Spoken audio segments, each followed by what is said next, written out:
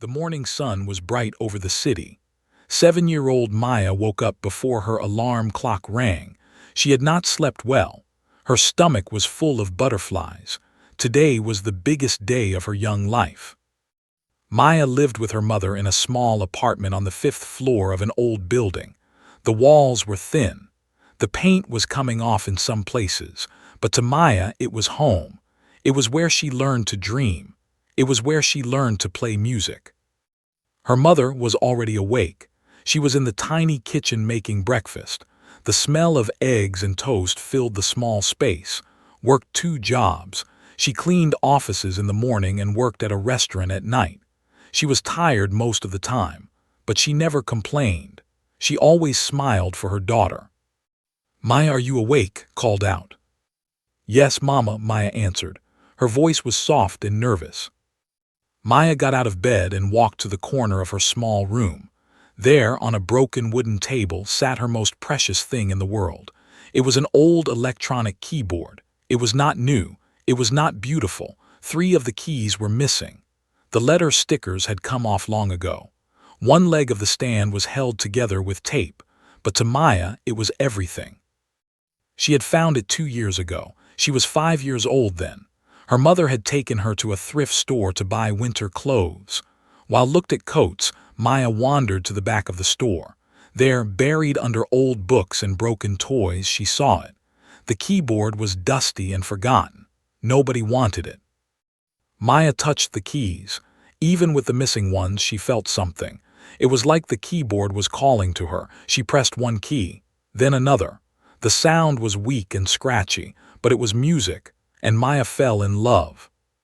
Could not believe it when Maya begged for the keyboard.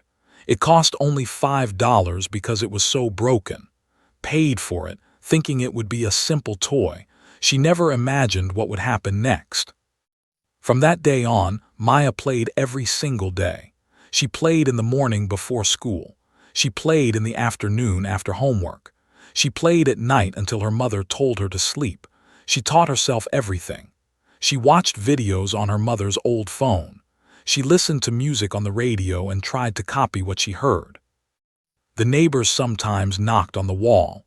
The sound traveled through the thin walls, but they never complained too much. Because when Maya played, something special happened. The music was not perfect. The keyboard was broken, but there was something in the way she played, something real, something beautiful. Old Mrs. from next door once told, "Your daughter has a gift.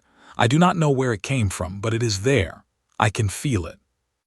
Did not know much about music. She had never had the chance to learn.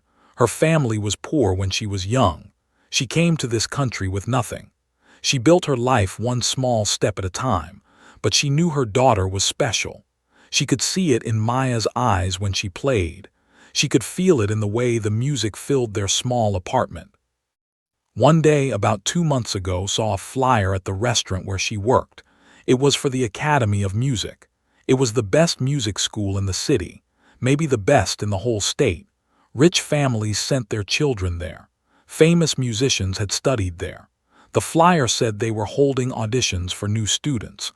There was a scholarship available for talented children. Took the flyer home. She showed it to Maya. Maya's eyes grew wide. "Mama, this is a real music school," Maya whispered. "Real pianos, real teachers." "Would you like to try?" asked. Maya was quiet for a moment. She looked at her broken keyboard. Then she looked at the flyer. There was a picture of a grand piano. It was big and black and beautiful. It was everything her keyboard was not. "I am scared, Mama," Maya admitted. "What if I am not good enough?" Knelt down and held her daughter's hands. "Maya, listen to me. I do not know much about music, but I know about you. You have worked so hard. You have practiced so much. You have more love for music than anyone I have ever seen. That is worth something. That has to be worth something." So saved money. She skipped lunches. She walked to work instead of taking the bus. She picked up extra shifts. After 2 months, she had enough for the audition fee. It was $50. To some families, that was nothing. It was a lot. Now the day had finally come. Helped Maya get dressed. They had gone to the thrift store again last week. They found a blue dress. It was not new, but it was clean and pretty, fixed a small tear near the bottom.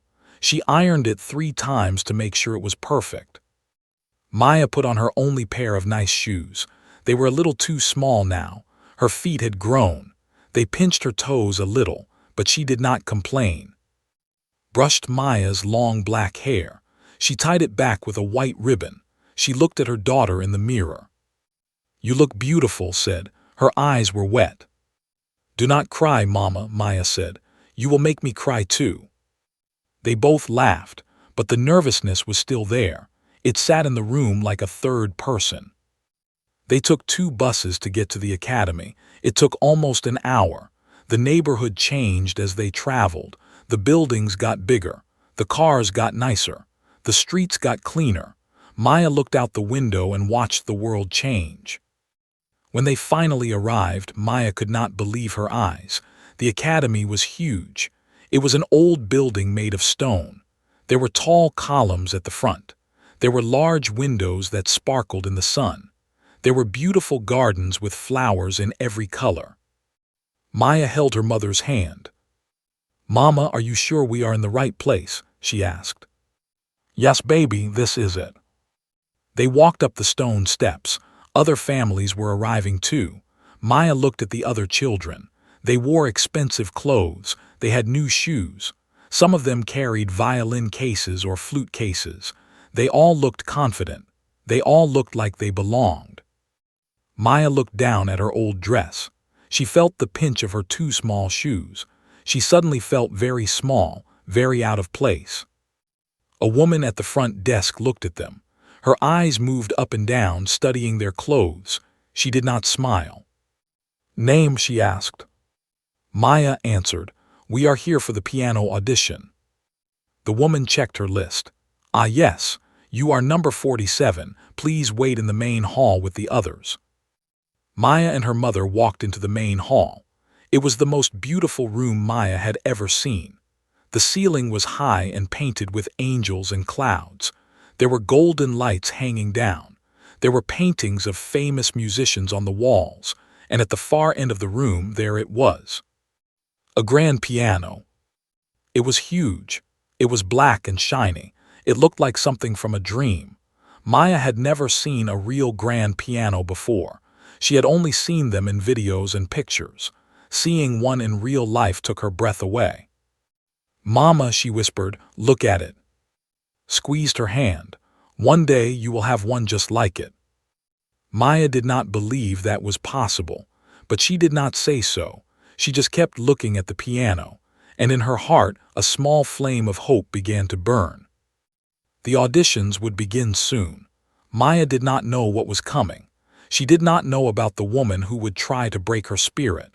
She did not know about the tears and the laughter and the shock that this day would bring. All she knew was that she had come too far to give up now. She had practiced too hard on her broken keyboard. She had dreamed too many dreams in her small room. Today she would play, and whatever happened next she would face it, because that is what her mother had taught her. When life is hard, you do not run away. You stand up straight, you hold your head high, and you give it everything you have. Maya took a deep breath. She was ready. The main hall of the academy was filling up with families. Maya and her mother found 2 chairs in the back corner. They sat down quietly. Maya kept her hands folded in her lap. She tried not to look too scared. All around them, children were talking and laughing. Parents were chatting with each other. Many of them seemed to know one another. They talked about summer trips to Europe. They talked about private music lessons. They talked about the famous teachers their children had studied with. Maya listened and felt more and more nervous. These children had everything. They had money. They had training. They had the best teachers in the world. What did she have? A broken keyboard and a dream. Noticed her daughter getting quiet. She leaned over and whispered, "Do not listen to them. They have their path. You have yours. Both paths can lead to beautiful places." Maya nodded, but she was not sure she believed it.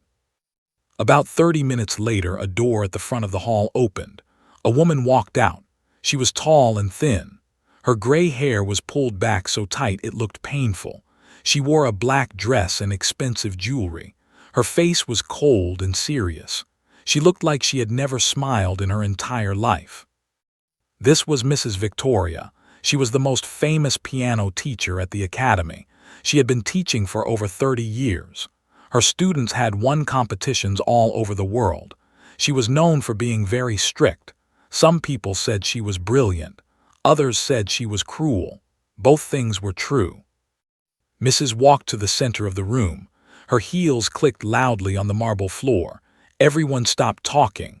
The room became silent. "Good morning," Mrs. said. Her voice was sharp like ice.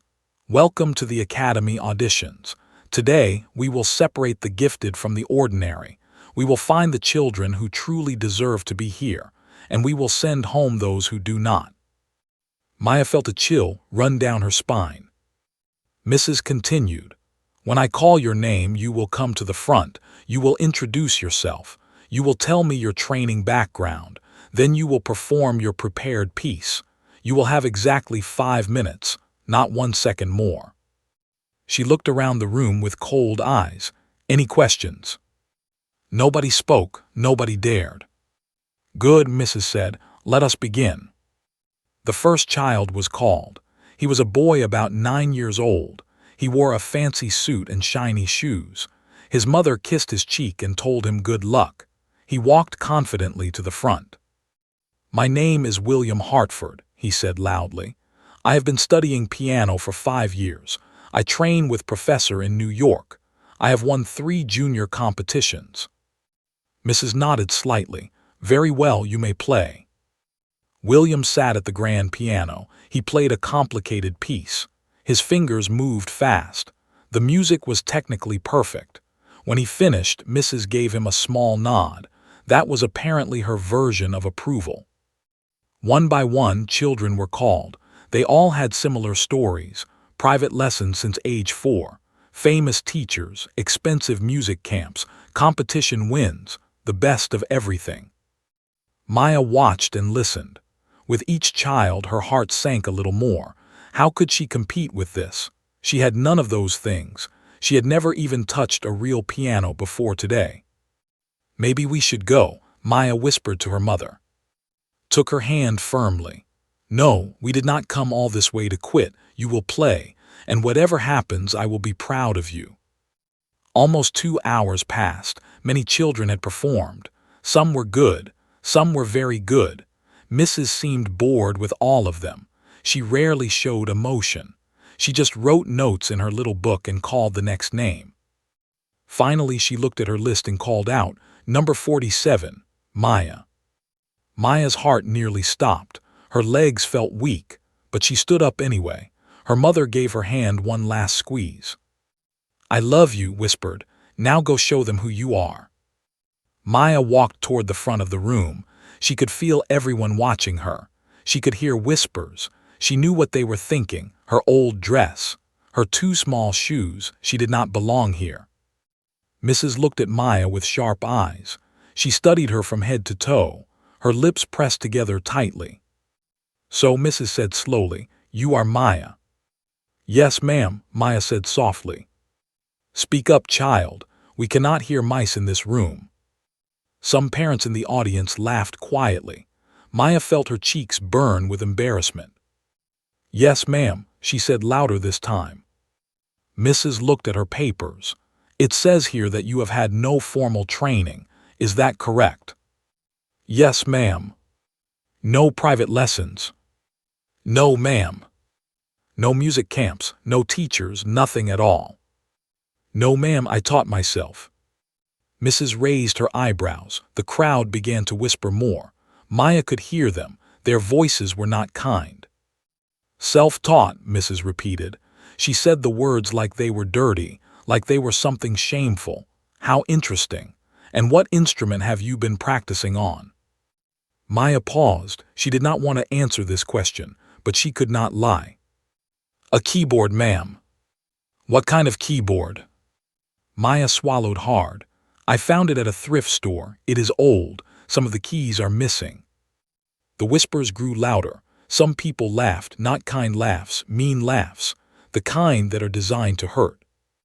Mrs. Lips curled into something that was almost a smile, but it was not a nice smile. It was the smile of someone who had found a new target. "A thrift store keyboard," she said loudly so everyone could hear. "With missing keys. How charming. And you thought this qualified you to audition for the most prestigious music academy in the state." Maya did not know what to say.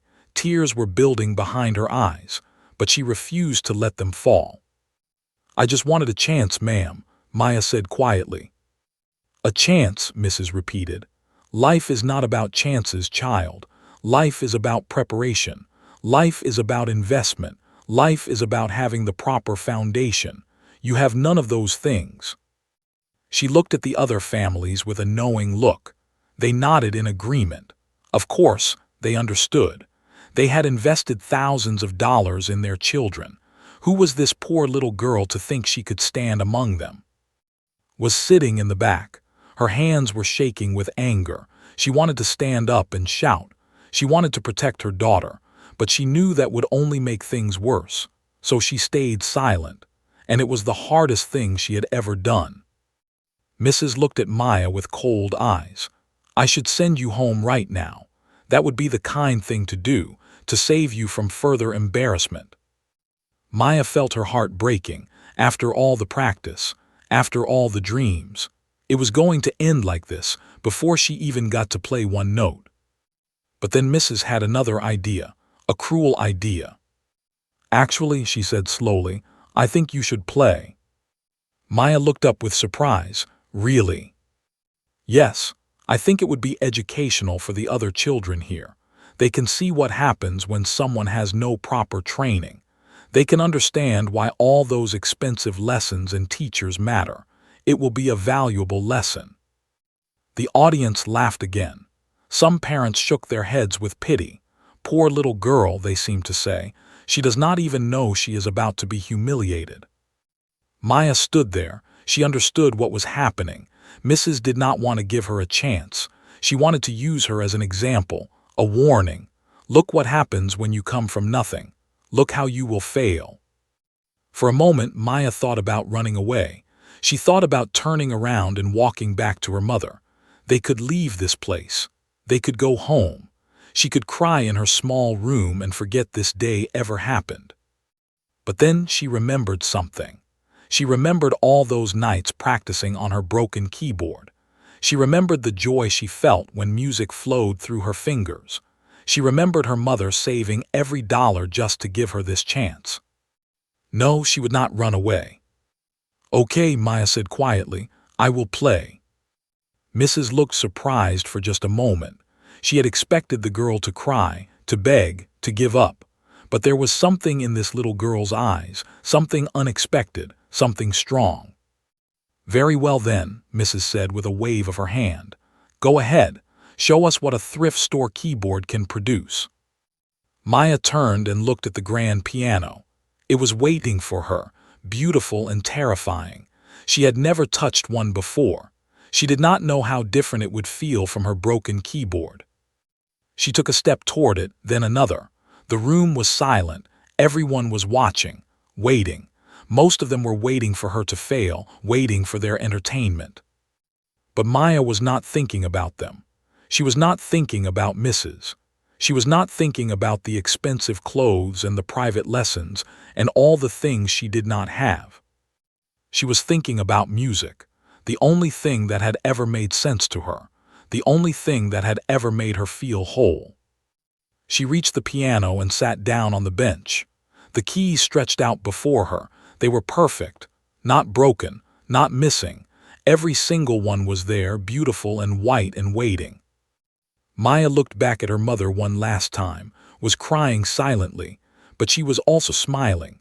She nodded her head slowly. "Play for me," she mouthed. "Play for me." Maya turned back to the piano. She placed her small fingers on the keys. They were cool and smooth under her touch. This was it. The moment everything would change. She just did not know it yet. Maya sat at the grand piano. Her heart was beating so fast she could hear it in her ears. The bench was smooth and cold beneath her.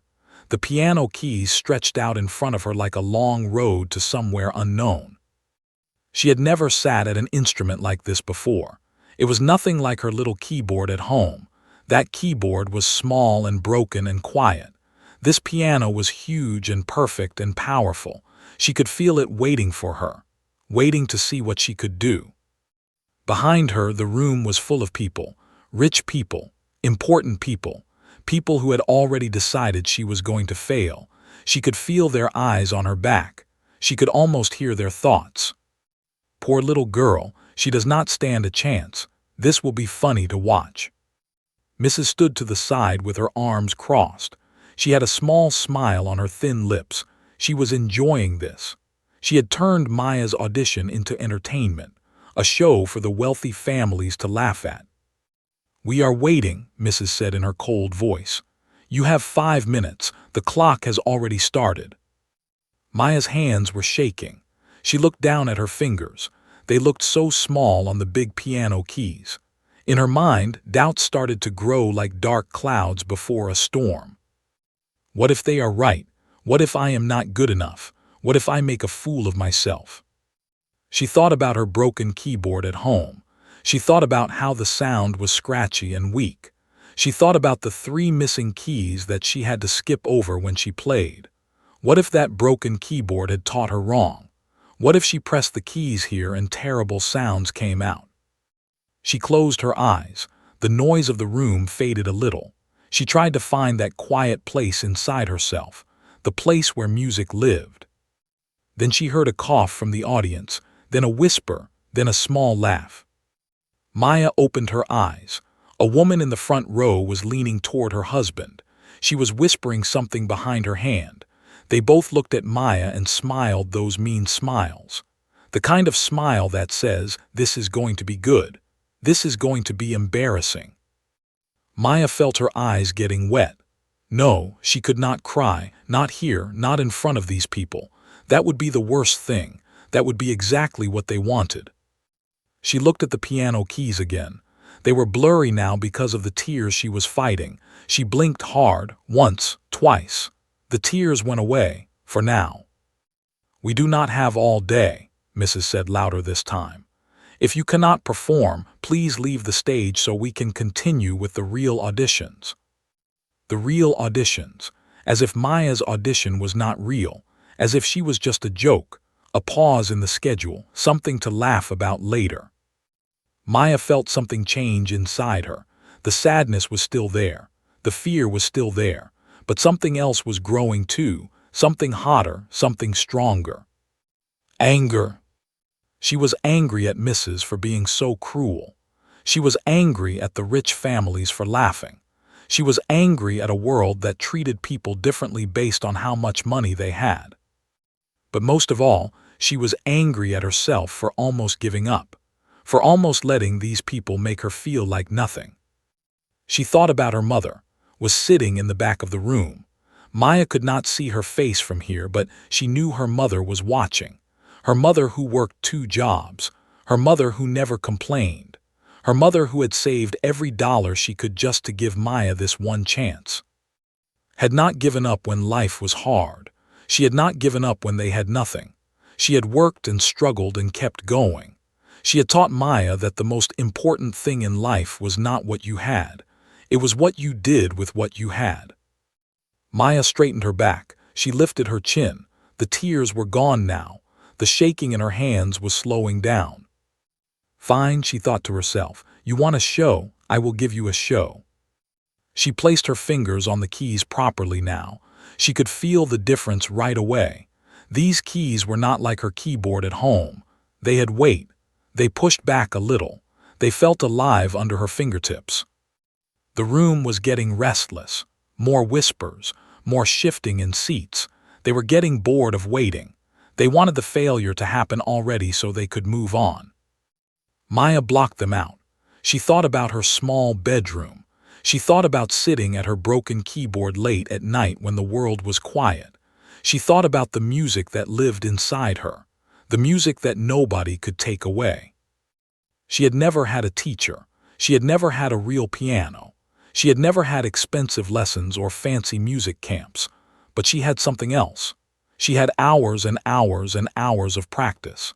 She had love for music that burned like a fire in her chest. She had dreams that were bigger than that small apartment, bigger than that broken keyboard, bigger than anything these rich people could imagine. Mrs. cleared her throat loudly. "Your time is almost half gone. Are you going to play or not?"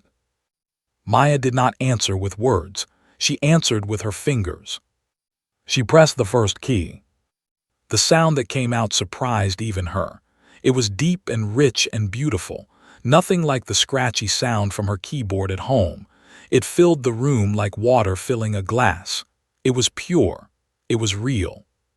She pressed another key, then another. The notes began to connect like pearls on a string. A melody started to form, simple at first, just a few notes finding their way to each other. The whispers in the audience stopped. Maya did not notice. She was somewhere else now. She was in that place where nothing existed but the music. The place she went to every night when she practiced. The place where she was not a poor girl with a broken keyboard. The place where she was just a soul speaking through sound. Her fingers found their rhythm. They moved across the keys with a certainty that surprised even her. The piano felt different from her keyboard, yes, but music was music, and music had always understood her. She was not playing a famous piece. She was not playing something by or any of the composers these rich children studied. She was playing something she had made herself, a melody she had created in her small room, a song that nobody had ever heard before. It started soft and slow, like morning light coming through a window, like the first breath after a long sleep. It was gentle and quiet and full of hope. Mrs. Smile began to fade, just a little, just at the corners. Maya kept playing. The melody grew. It became stronger. It became deeper. There were notes of sadness in it now. Notes that spoke of cold winters and empty cupboards. Notes that spoke of worn-out shoes and tired mothers. Notes that spoke of wanting something so badly it hurt. A woman in the front row stopped whispering. She sat very still. Her eyes were fixed on the small girl at the piano. The music changed again. The sadness was still there, but something else was joining it, something brighter, something that pushed back against the dark. It was the sound of hope, real hope, the kind that survives even when everything is hard. Maya played faster now. Her fingers danced across the keys. She was not thinking about technique. She was not thinking about doing things the proper way. She was just feeling. She was just letting the music pour out of her like water from a broken dam. The rich parents in the audience started to lean forward. They had come here expecting to laugh. They had come here expecting to see a foolish little girl embarrass herself. But this was not what they expected at all. One mother put her hand over her mouth. Her eyes were wide. The music filled every corner of the grand hall. It bounced off the painted ceiling with the angels. It wrapped around the golden lights. It touched something deep inside every person in that room. Mrs. was frozen. Her cold expression was cracking. Something was happening, something she had not planned for. This little girl, this nobody from nowhere, was doing something impossible. She was making music that mattered. Maya did not know any of this. She did not see the changing faces. She did not see the tears forming in strangers' eyes.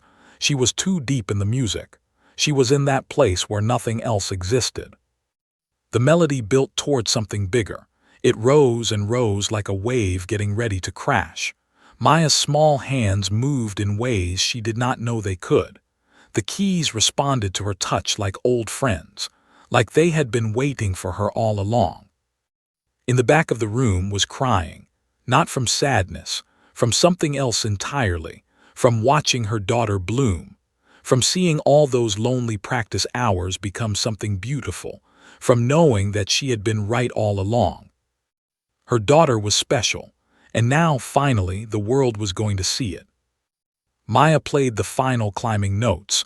The music reached its peak. It hung in the air for one perfect moment, full of everything, full of pain and hope and love and dreams. Then it began to come down, soft again, gentle again, like the storm was passing, like the sun was coming back out. The last notes fell from her fingers like raindrops, slow, quiet, perfect. And then silence. Maya sat with her hands still on the keys. She was breathing hard. She did not know how long she had been playing. She did not know if it had been good or bad or anything at all.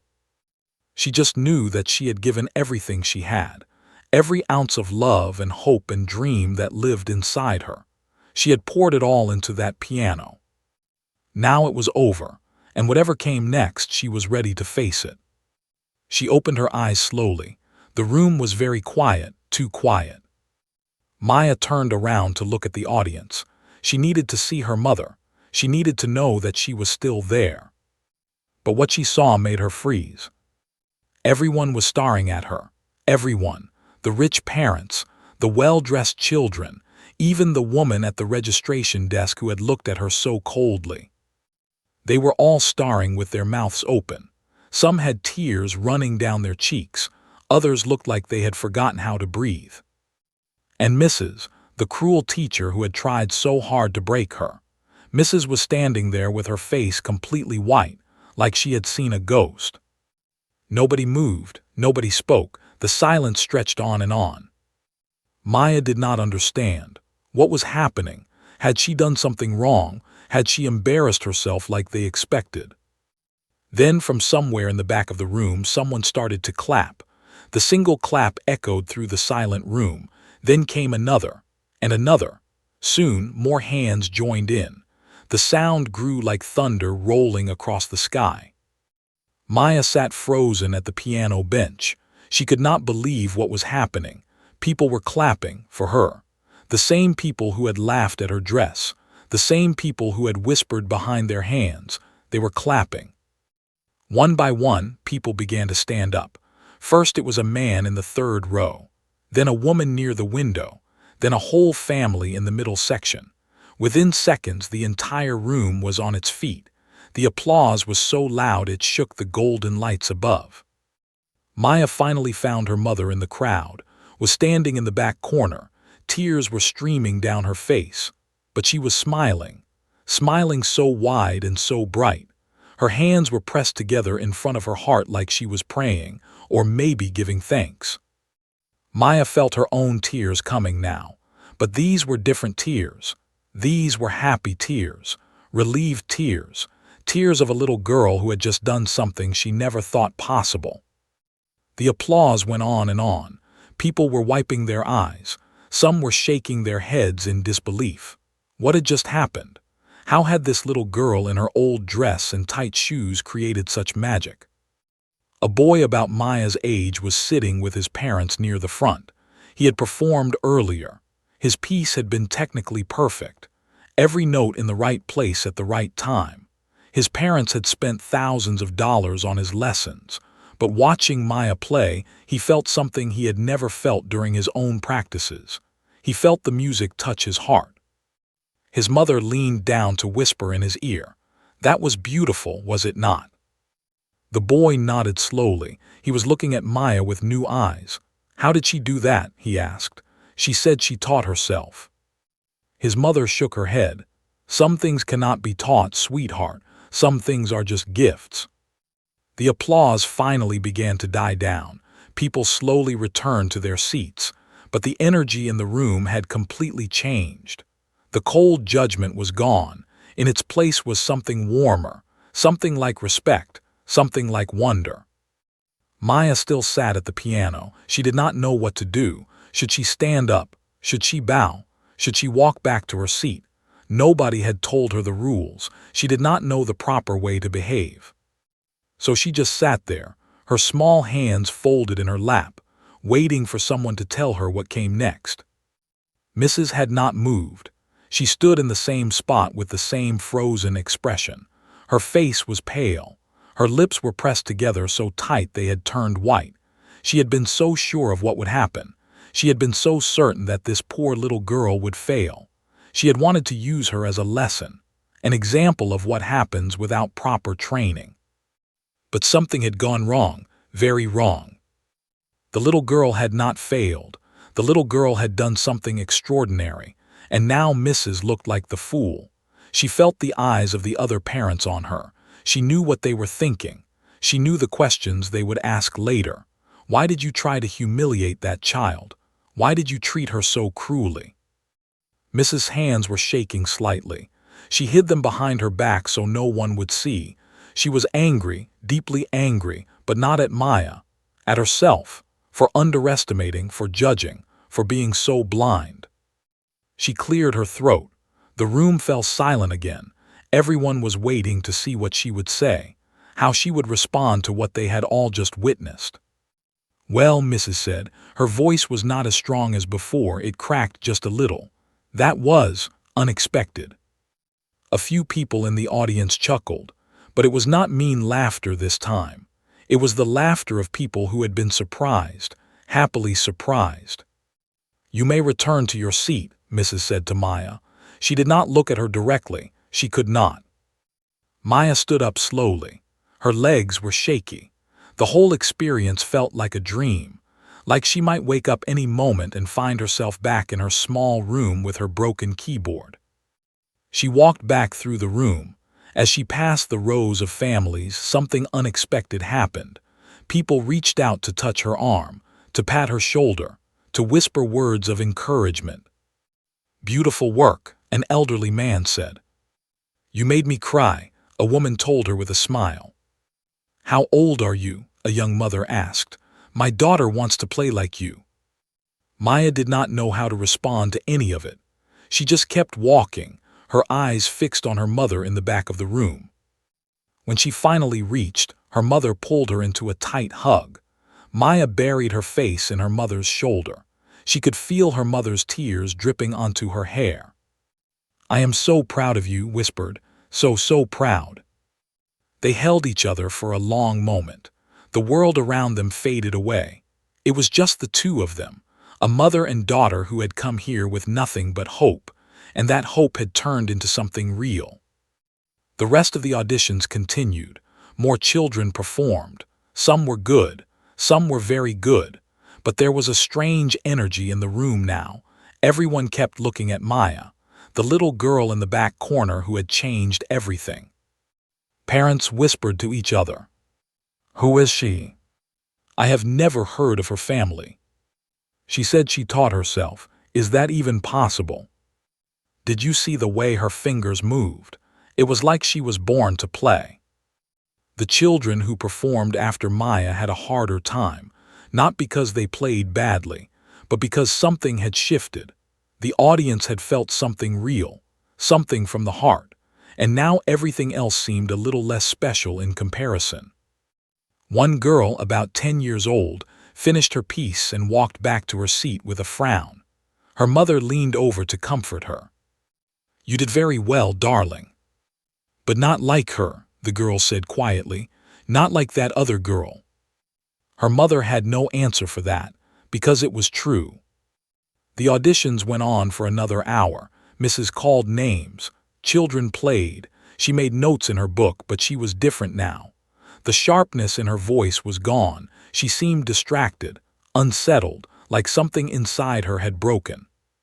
Finally, the last child finished performing. Mrs. closed her book and walked to the center of the room. That concludes today's auditions, she announced. The results will be posted on our website within 2 weeks. Thank you all for coming. Families began to gather their things. Children were chatting about their performances. Parents were making plans for lunch. The room filled with noise and movement. But many people were looking at Maya. Some walked over to talk to her and, "What is your name again?" a man in an expensive suit asked. Maya answered. The man repeated. He pulled out a business card. I work with young musicians. I would love to talk to you about opportunities. Took the card with trembling hands. Thank you so much. More people came. More business cards. More words of praise. Maya stood quietly by her mother's side, not understanding most of what was happening. All these important people wanted to talk to her, to know her. It did not make sense. One woman knelt down to look Maya in the eyes. She had kind eyes and silver hair. "Where did you learn to play like that?" she asked gently. Maya thought for a moment. "In my room," she said honestly. "On my keyboard. It is old and some keys are broken, but I practiced every day." The woman's eyes filled with tears. "And no one taught you?" "No, ma'am. I watched videos. I listened to music. I just tried to copy what I heard." The woman stood up and looked at. "Your daughter has a rare gift. Please do not let anyone waste it." Nodded, too overcome with emotion to speak. The crowd in the room was thinning out. Families were leaving through the large front doors. The excitement was slowly fading. But for Maya, the day was not over yet. As they walked toward the exit, a voice called out behind them. Miss Maya." They turned around. A young woman in a professional outfit was hurrying toward them. She looked nervous but excited. "I am sorry to bother you," she said, a little out of breath. "My name is Sarah. I am an assistant here at the academy. I just wanted to tell you." She paused, like she was not sure if she should continue. "Tell us what?" asked. Sarah lowered her voice. "Mr. was here today. He was watching from the balcony." Looked confused. "Who is Mr.?" Sarah's eyes went wide. "Jonathan the Third. His grandfather founded this academy. He is the one who pays for everything, the scholarships, the teachers, everything. He almost never comes to auditions, but he was here today, and he saw your daughter play." Maya and exchanged a look. They did not understand what this meant. Sarah continued quickly. "He asked me to give you this." She handed a small envelope.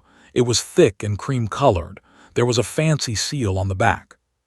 "What is it?" asked. "I do not know," Sarah admitted. "But Mr. seemed very moved by your daughter's performance.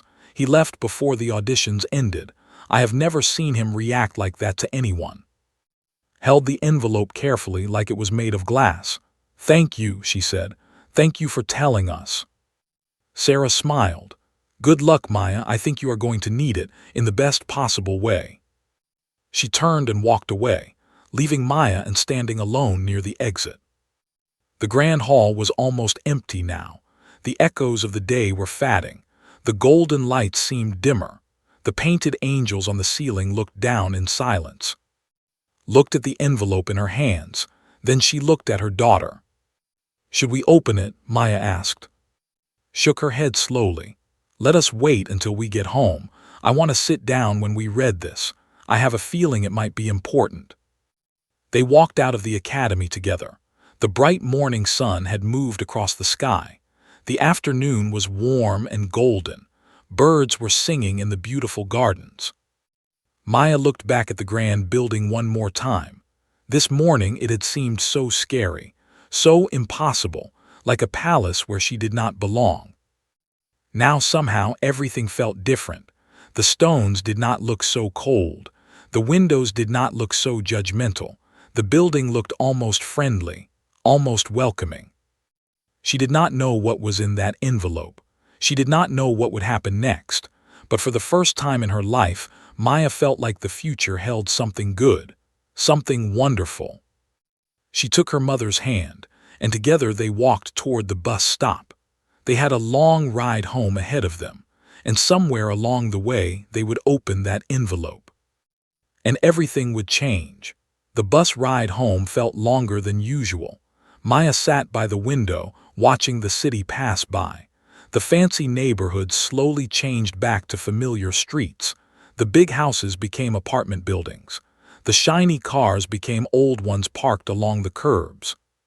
Sat next to her daughter with the envelope in her lap. She had not opened it yet. She kept touching it with her fingers, feeling the thick paper and the raised seal on the back. Her heart was beating fast with curiosity and hope and fear all mixed together. "Mama," Maya said quietly, "what do you think is inside?" Shook her head. "I do not know, baby, but whatever it is, we will face it together." The bus stopped at their corner. They got off and walked the 2 blocks to their building. The elevator was broken again, so they climbed the 5 floors on foot. His legs were tired. She had been on her feet since 5 in the morning, cleaning offices before the audition. But she did not complain. Today was not a day for complaining. They reached their apartment door, unlocked it, and they stepped inside. The small space welcomed them with familiar smells: old wood, cooking oil.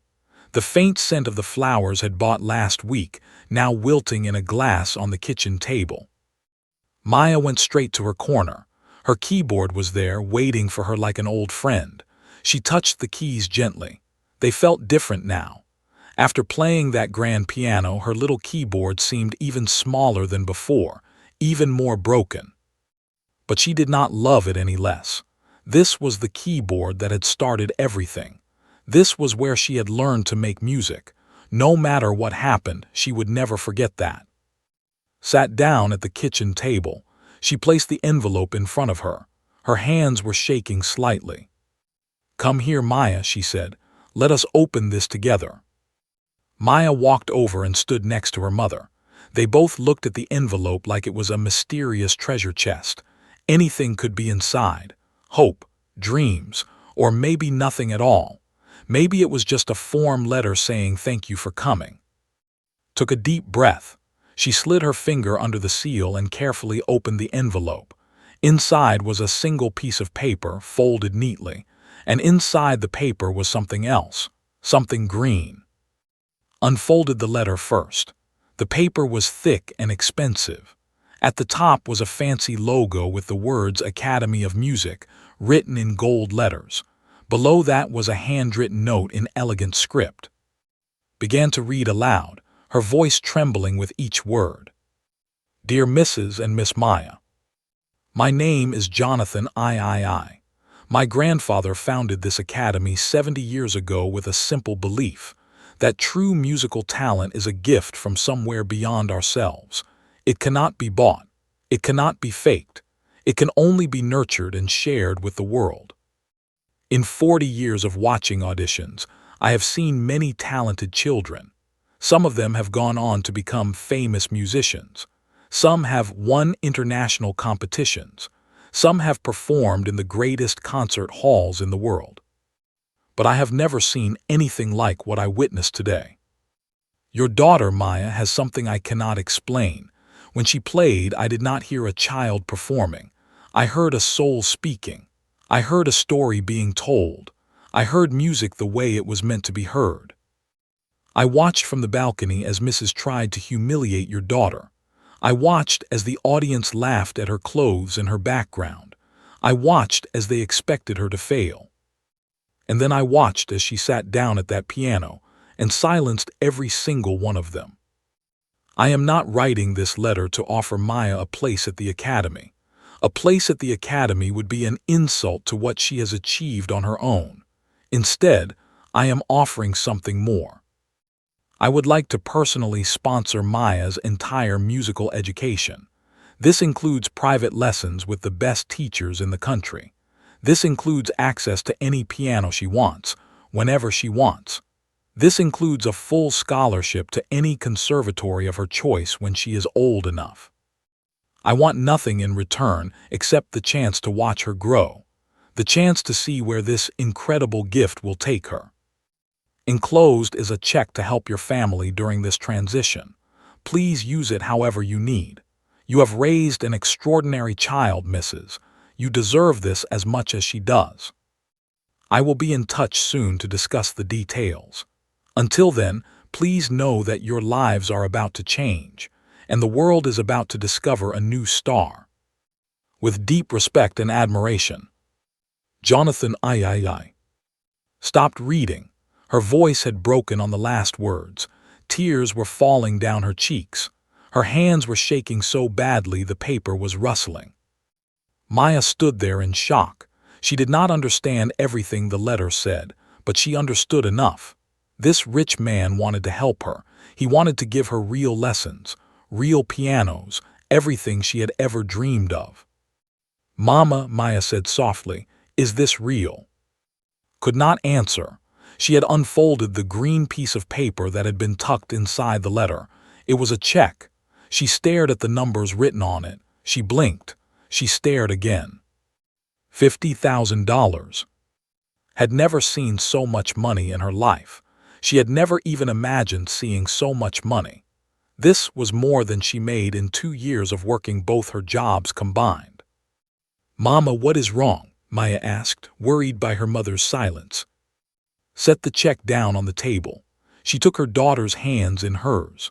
Her eyes were red and wet, but there was a smile spreading across her face, a smile bigger than Maya had ever seen. "Nothing is wrong, baby," said. "Everything is right. Everything is finally right." She pulled Maya into a hug and they held each other for a long time. Maya could feel her mother's body shaking with sobs, but they were happy sobs. Relief, joy, all the years of struggle finally meaning something. When they finally pulled apart, wiped her eyes and laughed. "We need to celebrate. What do you want for dinner? Anything. You can have anything." Maya thought about it seriously. They usually had simple food, rice and beans, pasta with sauce from a jar, vegetables that were on sale. "Can we have pizza?" Maya asked. "Real pizza from the restaurant, not frozen." Laughed again. "Yes, baby, we can have pizza. We can have anything we want." That night they sat at their little kitchen table eating pizza from a box. It was the best pizza Maya had ever tasted, not because it was expensive or fancy, but because it was a celebration of the best day of their lives. After dinner, Maya went to her keyboard. She sat down and began to play, not the piece from the audition, something new, something that came from everything she was feeling: joy, gratitude, hope, love for her mother who had sacrificed so much. Sat on the old couch and listened. The keyboard sound was scratchy and weak. Some notes were missing, but it was the most beautiful music in the world. She thought about the check on the table, $50,000. She could buy Maya a real piano. She could pay off their debts. She could maybe work just one job instead of 2. She could spend more time with her daughter.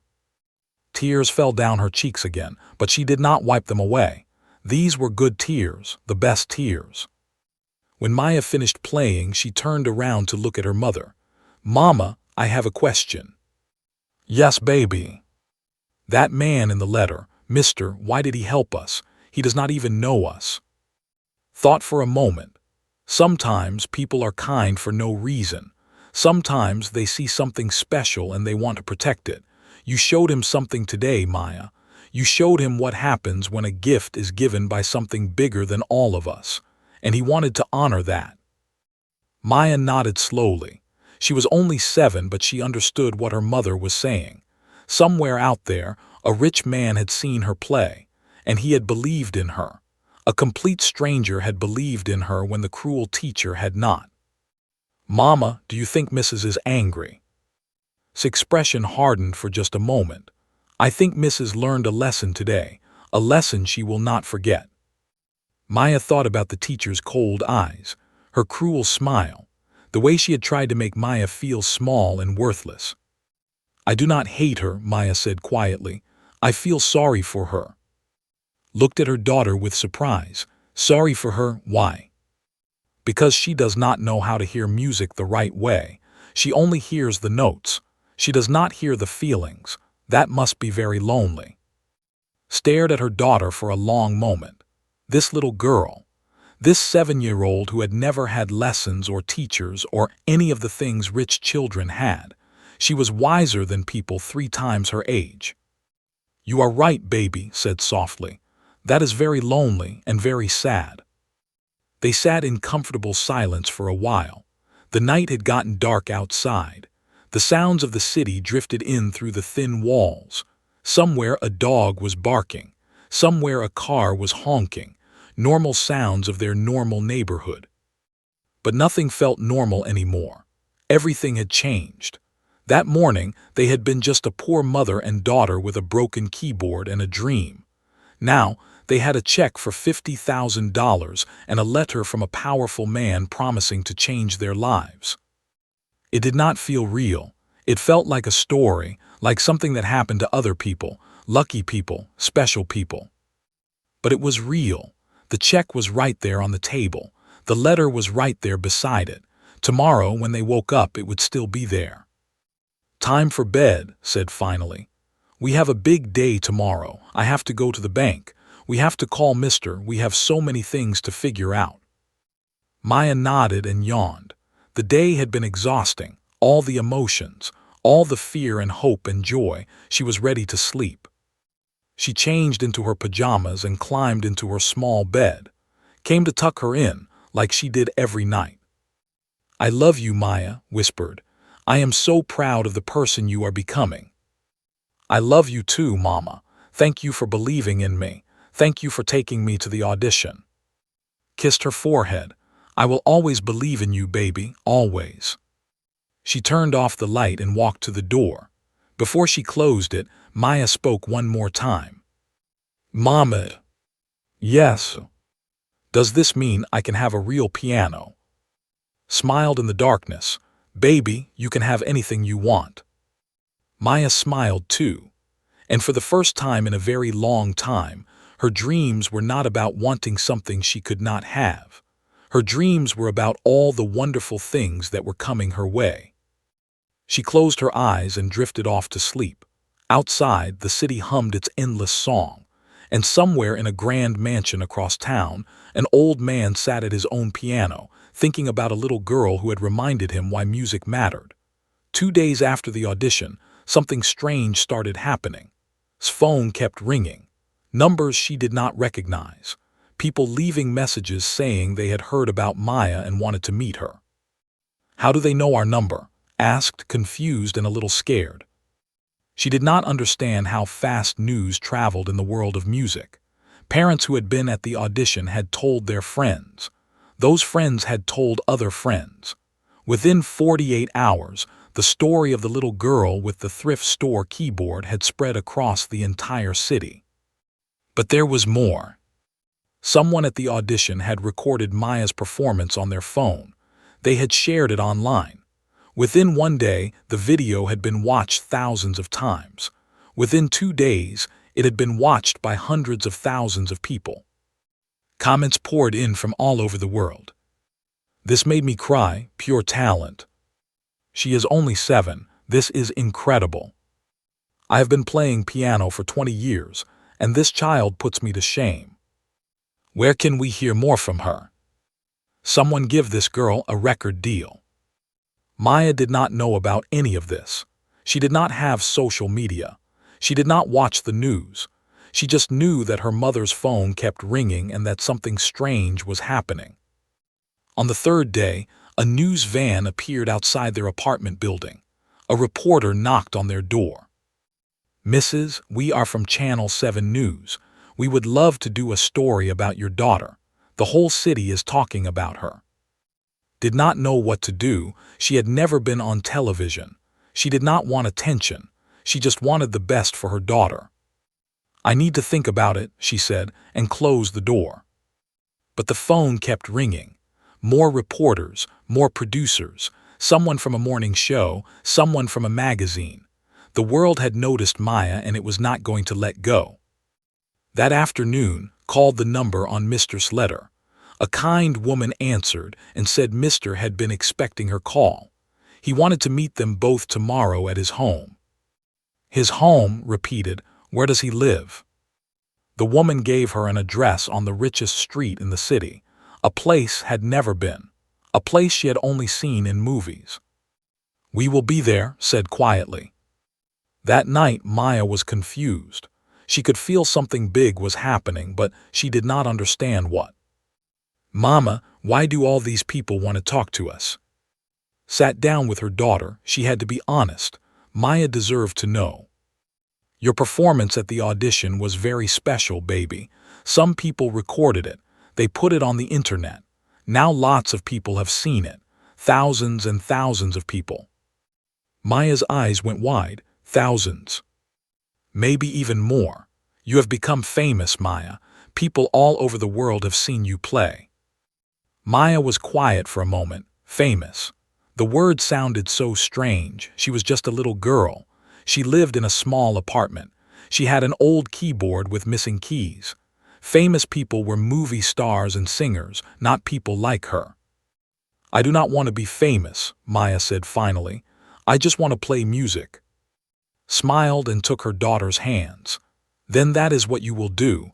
You will play music, and if other people want to listen, that is wonderful. But you do not have to do anything you do not want to do. We will figure this out together. Okay. Okay, Mama. The next day they put on their best clothes, wore her one nice dress, the one she saved for special occasions. Maya wore the same blue dress from the audition, freshly washed and ironed.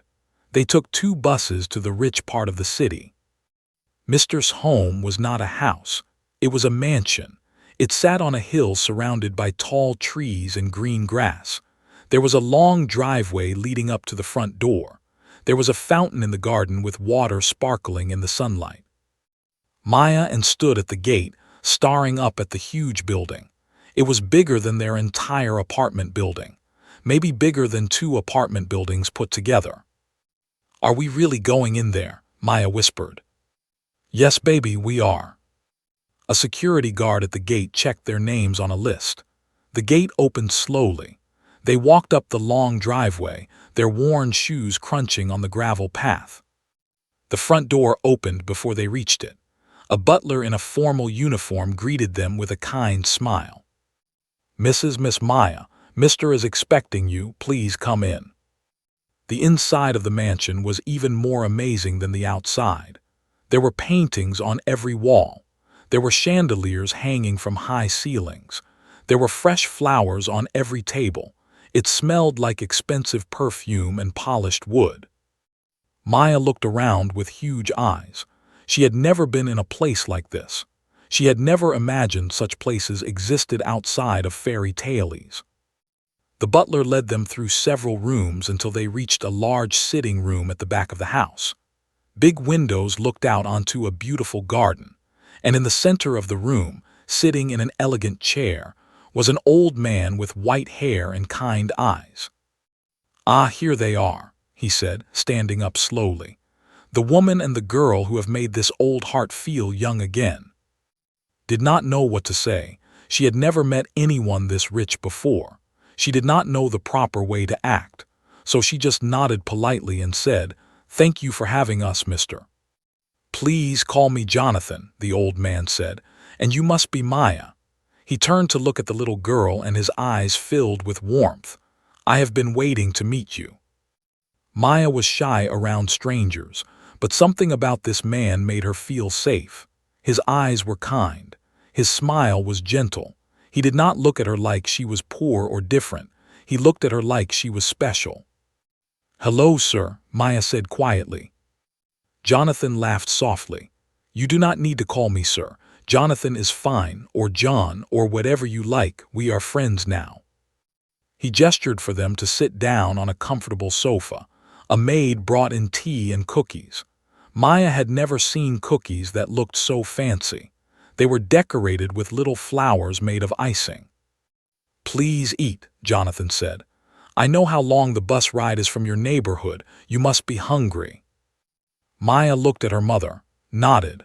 Maya took a cookie and bit into it. It was the most delicious cookie she had ever tasted. Jonathan watched her with a smile, then he turned too. "I imagine you have many questions." Nodded. "I do not understand why you are helping us. You do not know us. You do not owe us anything." Jonathan was quiet for a moment. He looked out the window at the garden. When he spoke, his voice was soft and thoughtful. "I am 75 years old, Mrs. I have more money than I could ever spend. I have a beautiful house and beautiful things. But for many years now I have felt empty, like something was missing, like all of this meant nothing." He turned back to look at them.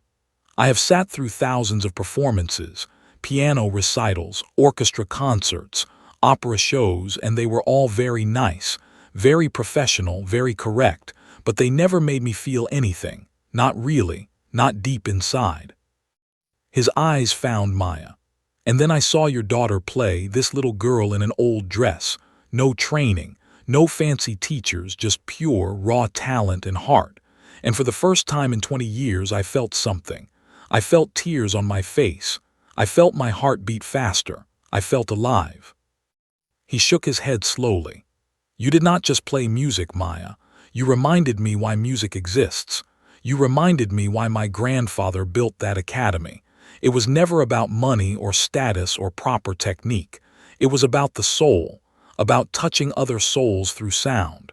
That is what you did. That is what you have. Maya listened carefully.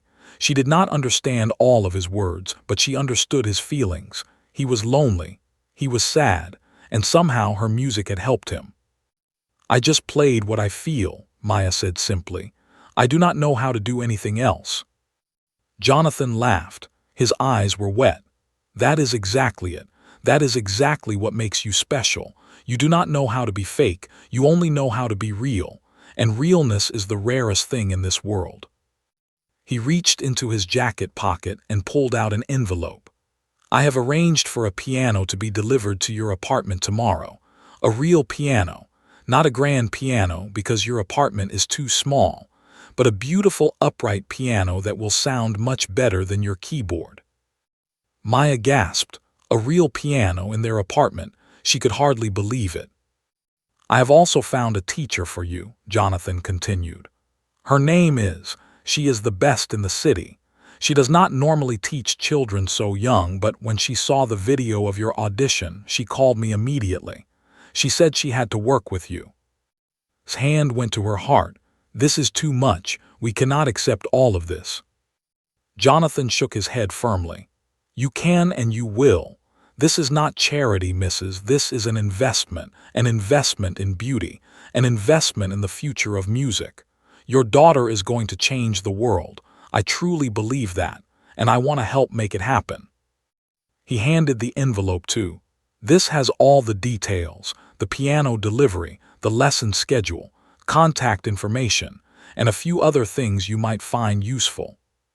Opened the envelope and looked inside. There was another check, this one for $25,000. That is for whatever you need, Jonathan said. New clothes, a bigger apartment. Whatever will make Maya's life easier so she can focus on her music. Was crying now. She could not help it. All these years of struggling. All these years of working 2 jobs and barely surviving. And now this stranger, this kind old man, was giving them everything. Thank you, she whispered. Thank you so much. Jonathan smiled gently. Thank you for raising such a wonderful child, for giving the world this gift. He stood up slowly. Now there is one more thing I want to show you. Maya, would you come with me? Maya looked at her mother, nodded with a tearful smile. Maya stood up and took Jonathan's offered hand. It was warm and wrinkled and gentle. He led her through another door into a huge room she had not seen before. And in the center of that room was the most beautiful thing Maya had ever seen. A grand piano, even bigger and more beautiful than the one at the audition. It was black and shiny and perfect. It sat in a beam of sunlight coming through tall windows. It looked like something from a dream. This was my grandmother's piano, Jonathan said. She played it every day until she died. I have kept it here for 30 years, but no one has played it. It has been waiting for someone worthy, someone with a real gift. He looked down at Maya with those kind, wet eyes. Would you play something for me? Maya's heart was pounding, but it was not fear this time. It was excitement, pure, wonderful excitement. She walked to the piano and sat down on the bench. She placed her small hands on the keys. They were cool and smooth and perfect. She thought about everything that had happened. The audition, the cruel teacher, the applause, the letter, this kind old man who believed in her. And then she began to play. The music filled the sunlit room of Jonathan's mansion. Maya played with her eyes closed, letting her heart guide her fingers. The grand piano responded to her touch like a living thing. Every note was rich and deep and true. Every chord made the air vibrate with beauty. Jonathan stood by the window, watching and listening. Tears rolled down his wrinkled cheeks. He did not wipe them away. These were precious tears, happy tears. the tears of a man whose faith in something beautiful had been restored. When Maya finished, the last note hung in the air like a prayer. Then silence, a perfect, complete silence. Jonathan walked over to the piano. He placed his hand gently on Maya's shoulder. "Thank you," he said, his voice thick with emotion. "Thank you for that gift." Maya looked up at him and smiled. She was beginning to understand something. Music was not just sounds. Music was connection. It was a way to touch other people's hearts without using words, and that was the most powerful thing in the world. Meanwhile, across the city, something very different was happening. Mrs. Victoria was sitting in her office at the academy. The walls were covered with certificates and awards, photos of her with famous musicians, newspaper clippings praising her teaching methods. She had spent 30 years building her reputation. She was the most respected piano teacher in the state, maybe in the country. But today, her phone would not stop ringing with bad news. First, it was a call from a reporter. They wanted her comment on the viral video of Maya's audition. They asked if it was true that she had tried to humiliate a poor child in front of everyone. Mrs. hung up without answering. Then it was a call from a parent, one of her wealthy students. The parent said they were concerned about the video. They were reconsidering their child's enrollment. Mrs. tried to explain, but the parent had already made up their mind. Then another call, another reporter, another parent, another complaint. By noon, Mrs. had received 12 phone calls, all of them bad. The video had spread far and wide. People were angry. How could a teacher be so cruel to a child? How could the academy allow such behavior? Mrs. stared at her computer screen. She had finally watched the full video. She saw herself telling Maya to go ahead and fail. She heard herself say, "Let us see what a thrift store keyboard produces." She watched the audience laugh at her jokes. And then she watched Maya play. Even through the small phone screen, even through the bad recording quality, the music was incredible. It was obvious to anyone watching. This was real talent. Raw and untrained, yes, but undeniably special. Mrs. had made a terrible mistake. She had judged a book by its cover. She had looked at Maya's clothes and background and assumed the worst. She had tried to use an innocent child to make herself look better. And now the whole world knew. There was a knock on her office door. She looked up to see the academy's director standing there. His face was serious. "Victoria, we need to talk." The conversation was short and painful. The director had received calls from the board of trustees. Parents were threatening to pull their children from the academy. The reputation of the school was being damaged. Something had to be done. "I have been teaching here for 30 years, Mrs. said, her voice shaking. "I built this program. My students have won more competitions than any other teachers." The director nodded sadly. "I know, and we appreciate everything you have done, but this situation is out of control. The video has been seen by over 1 million people now. We are getting calls from newspapers and television stations. Parents are organizing a petition." Mrs. felt the room spinning. "What are you saying?" The director took a deep breath. "I am saying that the board has decided it would be best if you took some time away. Extended leave, effective immediately." Extended leave. Mrs. knew what that really meant. It was a polite way of saying she was being pushed out, after 30 years, after everything she had given to this academy. "This is not fair," she whispered. "Maybe not," the director said, "but it is necessary. I am sorry, Victoria." He left the office. Mrs. sat alone, staring at the wall. Her certificates seemed to mock her. Her photos seemed to judge her. All those years of success crumbling in a single day. And it was all because of a little girl with a broken keyboard. Across town, Maya and were riding the bus home from Jonathan's mansion. Maya sat by the window, thinking about the beautiful grand piano she had just played. Sat beside her, still trying to process everything that had happened. "Mama, Mister's house was like a castle," Maya said. Laugh softly. Yes, baby, it was very big. Do all rich people live like that? Some do, others live more simply. Having money does not tell you much about a person. What matters is how they use it. Mr. uses his money to help people. That makes him a good person. Maya thought about this. Like when we use our food to share with old Mrs. next door when she forgets to eat. Smiled proudly. Exactly like that. Kindness does not need to be big, it just needs to be real. They got off the bus and walked toward their building. As they approached, they saw something unexpected. There were people outside, neighbors standing around looking up at the building entrance. "What is happening?" asked one of the neighbors. "A television crew was here," the neighbor explained. "They were asking about Maya, the girl who played the piano. Everyone is talking about it." His heart sank. This was getting out of control. She had not expected her daughter to become so famous so fast.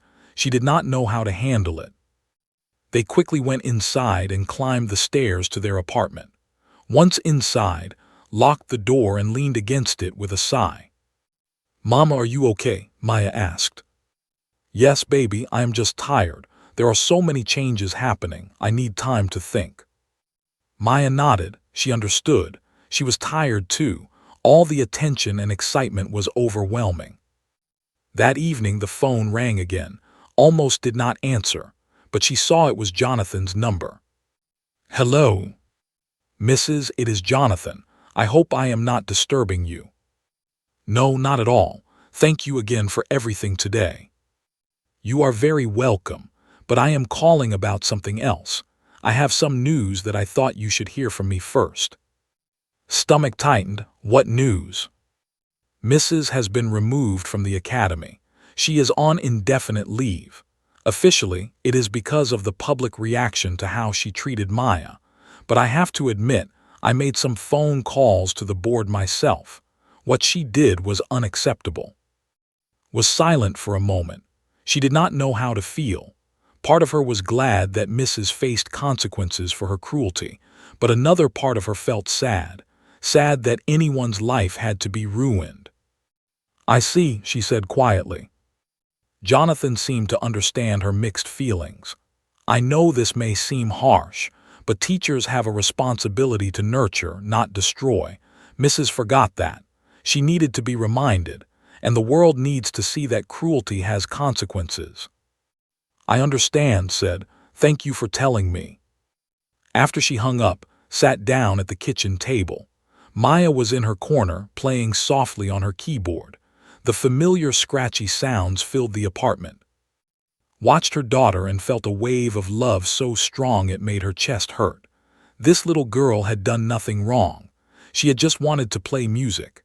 And somehow, her simple act of courage had changed everything. Tomorrow, a real piano would arrive. Tomorrow, Maya would start lessons with the best teacher in the city. Tomorrow, their lives would be different in ways could not even imagine. But tonight, everything was quiet. The chaos of the outside world could not reach them here. In this small apartment with its thin walls and worn floors, there was peace. Maya finished her song and turned around. "Mama, I made up a new piece. Do you want to hear it?" Smiled through fresh tears. "Yes, baby, I always want to hear you play." Maya turned back to her keyboard and began again. The notes were simple but beautiful. They spoke of home and love and safety. They spoke of a mother and daughter facing the world together. Outside, the city hummed with its endless noise. Reporters were writing stories. People were sharing videos. The internet was buzzing with opinions. A famous teacher was packing up her office. But inside this small apartment, there was just music. And that was more than enough. 3 months had passed since the audition that changed everything. Winter had come to the city. Snow covered the streets and rooftops, but inside the apartment there was nothing but warmth. A beautiful upright piano now stood against the wall where Maya's old keyboard used to be. It was brown and polished and perfect. Every key worked. Every note was clear and true. When Maya played it, the sound filled the apartment and sometimes reached the neighbors' homes. but nobody ever complained. They just listened and smiled. The old keyboard was still there too. Maya had asked to keep it. She had put it in the corner of her bedroom where she could see it every morning when she woke up. It was a reminder of where she had come from, a reminder that dreams could come true even when they seemed impossible. Maya had been taking lessons with 3 times a week, was a kind woman with long gray hair and gentle hands. She never yelled or criticized. She just guided and encouraged and helped Maya grow.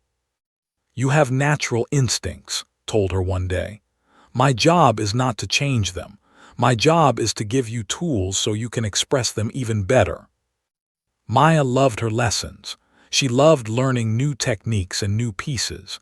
She loved discovering composers she had never heard of before, but she also kept creating her own music. The melodies that came from her heart encouraged this too. "Many teachers would try to make you more technical," said. "They would focus only on famous pieces and proper form. But your original compositions are special, Maya. Never stop making them." Life for her had changed too. She had quit her night job at the restaurant.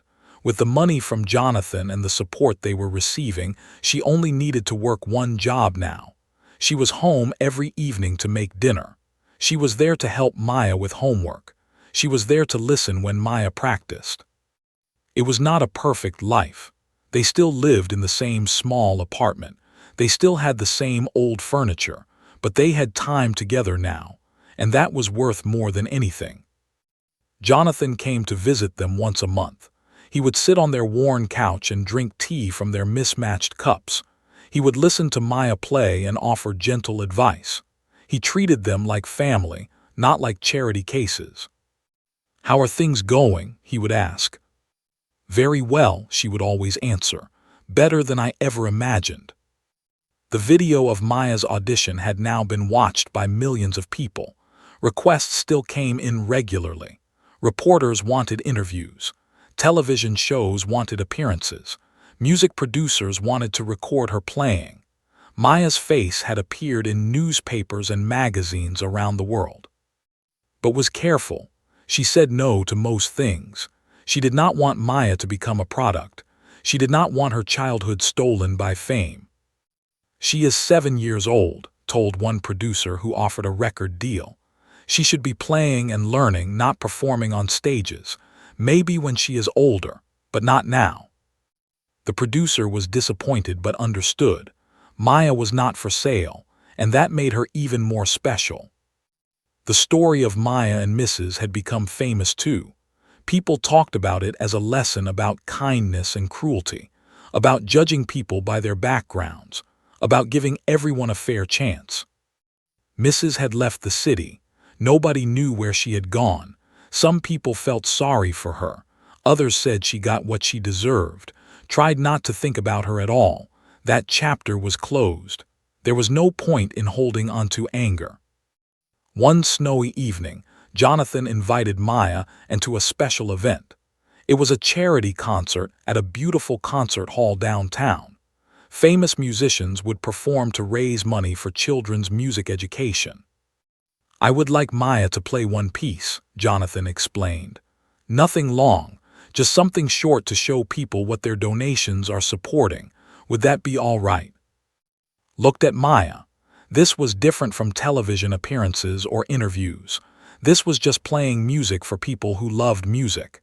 It felt right. "What do you think, baby?" asked. Maya thought carefully. "Will there be mean people like Mrs.?" Jonathan smiled gently. "The people at this concert love music for the right reasons. They will listen with open hearts, and I will be right there in the front row." Maya nodded. "Okay, I will play."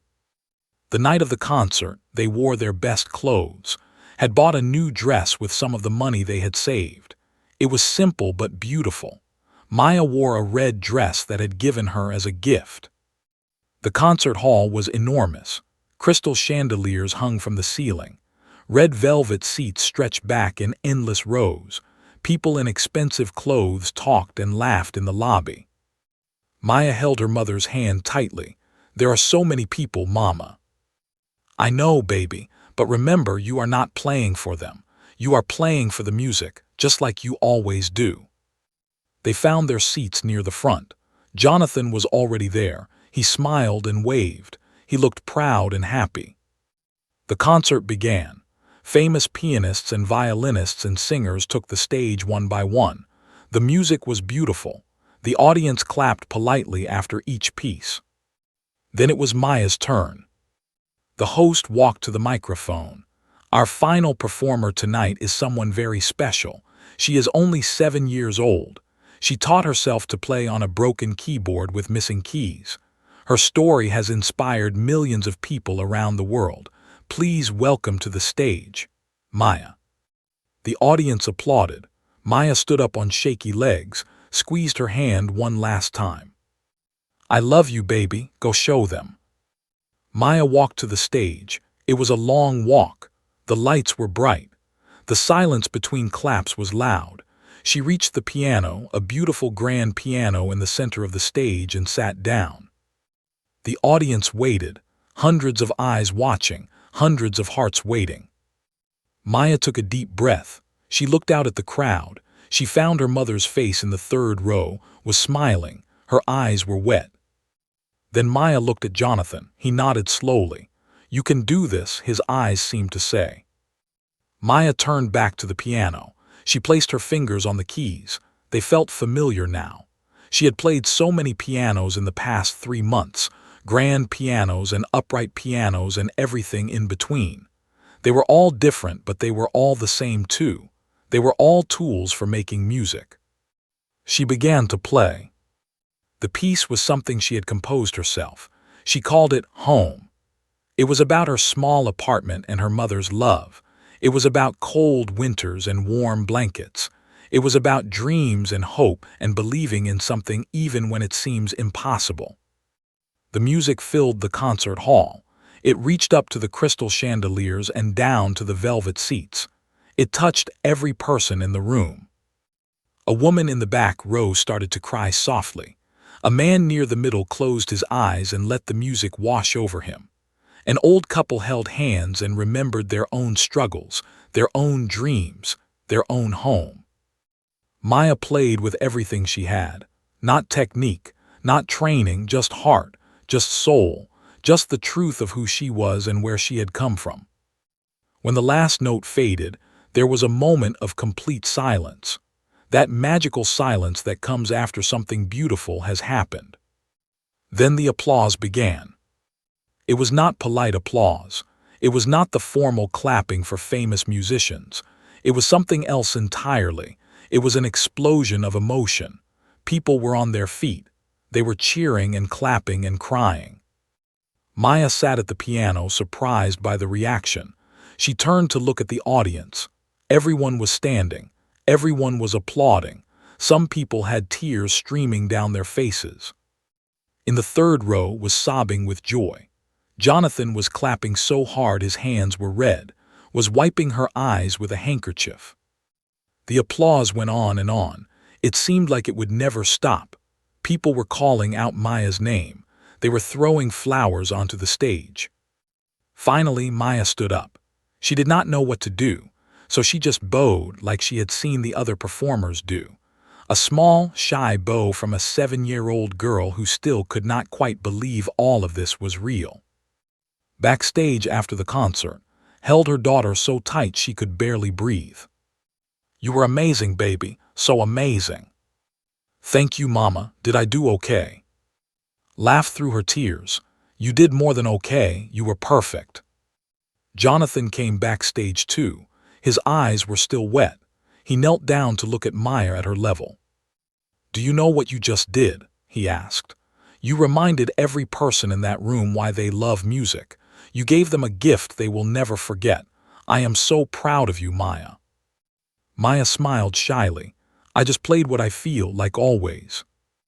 Jonathan laughed and stood up. "And that is exactly why you are special. Never change. Never let anyone make you change." They left the concert hall together. Outside, the snow was falling gently. The city lights sparkled in the white flakes. It was beautiful and peaceful and magical. Maya held her mother's hand. As they walked to the car, Jonathan had sent for them. "Mama," she said. "Yes, baby. Remember when you said I could have a real piano if we got the scholarship?" Smiled, "Yes, I remember.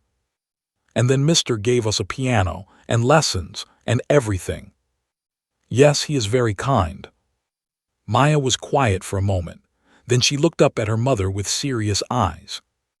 "Mama, I do not want more things. I do not want to be famous. I do not want any of that." Stopped walking. She knelt down in the snow so she could look at her daughter face to face. "What do you want, baby?" Maya thought carefully before answering. "I want to keep playing music. I want to keep learning from. I want to keep living in our apartment with you. And I want to help other kids who have broken keyboards. Kids who think they are not good enough. I want them to know that they can do anything, just like I did." Felt fresh tears coming to her eyes. This little girl, this 7-year-old who had already been through so much. She was not thinking about fame or money or success. She was thinking about helping others. "Then that is exactly what we will do," said. "We will help other kids. We will show them that dreams are real together." Maya smiled, the biggest, happiest smile had ever seen. "I love you, Mama." "I love you too, baby, more than anything in the world." They hugged in the falling snow, mother and daughter, their hearts full of love and hope and possibility. The city hummed around them. Cars passed by. People hurried home. But in that moment, time stood still. Somewhere in the distance, a church bell rang. Somewhere, a mother sang her baby to sleep. Somewhere, a little girl sat at a broken keyboard, wondering if her dreams would ever come true. And thanks to Maya, now she would know the answer. Yes, dreams can come true, no matter where you come from, no matter what you have, no matter what anyone says. If you have love in your heart and music in your soul, anything is possible. Maya looked up at the falling snow and smiled. This was only the beginning. There was so much more to come, so many more songs to play, so many more hearts to touch. But that was the future. For now, she was just a little girl holding her mother's hand in the snow, happy and loved and exactly where she was meant to be. And that was more than enough. That was everything.